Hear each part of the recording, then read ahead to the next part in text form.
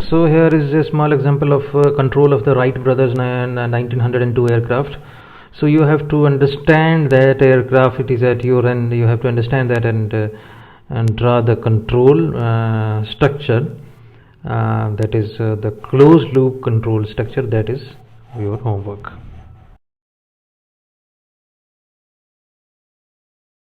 So this is a glucose control feedback loop.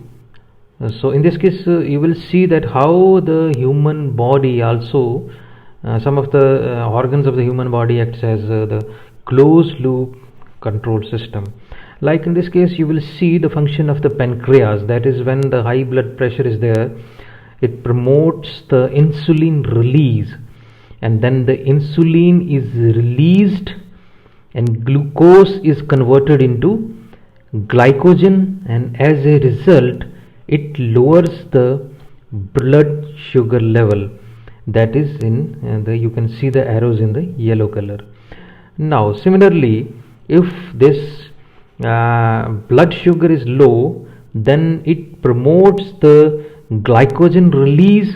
This glycogen then goes to liver, then it converts to glucose and raises the blood sugar level. So simply you can see the pancreas acts as the feedback system, that is pancreas generates insulin or glycogen, and then our body will act accordingly. And in this case there are some disturbances can be, that is the meal that we take. So it is for your understanding. Then after that you can have a much understanding of the what is a control system and how it works. Now this is a structure of a control system design process, that how we proceed. The first step is determine the physical system and specifications from the requirement. Now in this case we transform the requirements into the physical system, like what is required in that is in case of system, in case of antenna system we want the change in the angle, so that is taken into consideration, that is we transform the requirements into the physical system. After that we will draw a functional block diagram, that is this diagram actually gives us the overview of the whole of the system that we have done in the previous example. That is, it can be converted into the diagrams showing various things in that. Now after that we transform it into the schematic.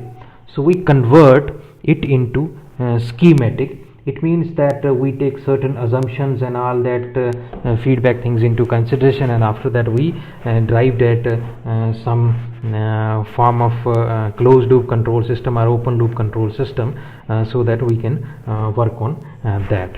After that we use the mathematical model, that is we are since we can express everything in terms of mathematics, so we use the mathematical model, generally differential equations, to make the model and present in different forms like state space or the signal flow form.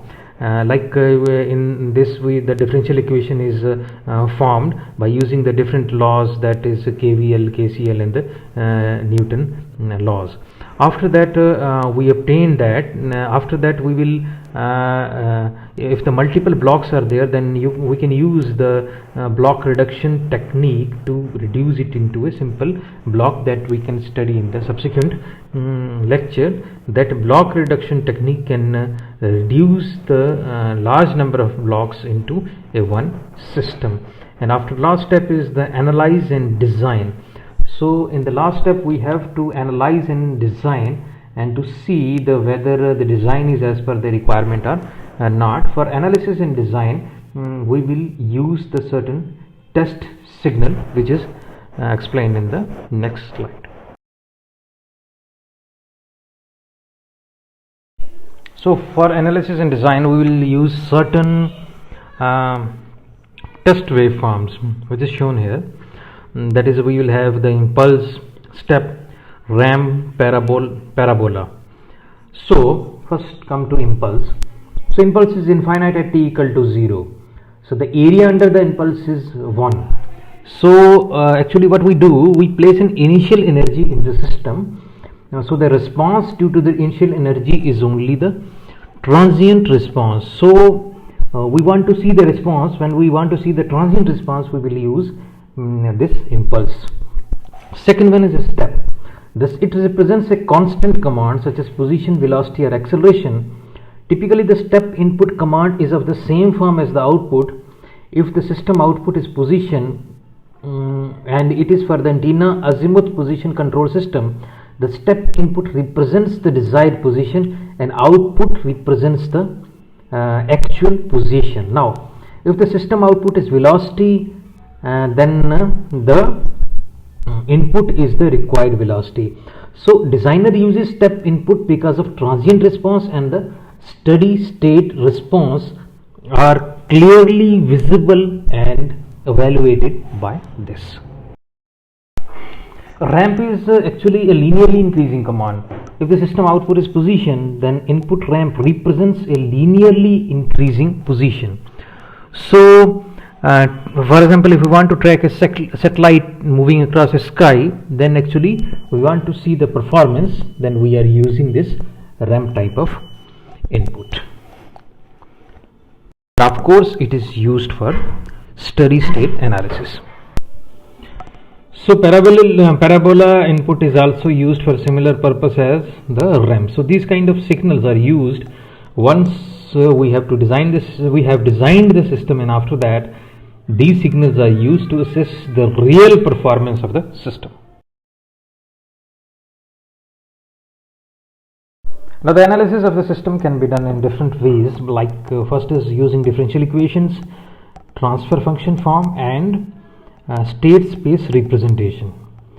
So every dynamic system can be expressed by differential equations, and the transfer function, that is output by Laplace transform of output by input, it can be obtained, and it is used only for the linear systems. And state space representation is another form which is very computer friendly, and it can be used for system that cannot be described by the linear differential equations. So in the state space representation, the nth order differential equation is converted into the nth simultaneous first order differential equation. So this is how the analysis can be done. Also we can we have to do the after this part, sensitivity analysis needs to be done. That is, the sensitivity should be less due to the temperature and the pressure, so that the controller is more robust.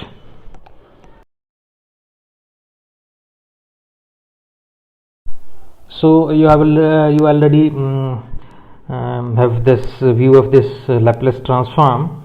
So you have to study at your own end, because it is important part of the system analysis. That is, for the transfer function approach we are using the Laplace transform.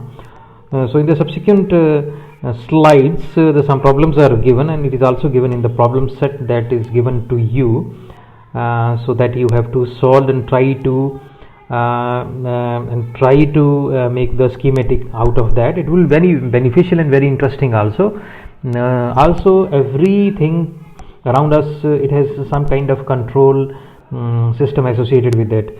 So it's very interesting topic, and hope this the first introductory part you will like, and in the next part you will definitely we can go forward, and we can maintain the interest also. Though the mode is very different, but still I think we try to make it interesting, and any feedback is there, then definitely you can mail me. Thank you.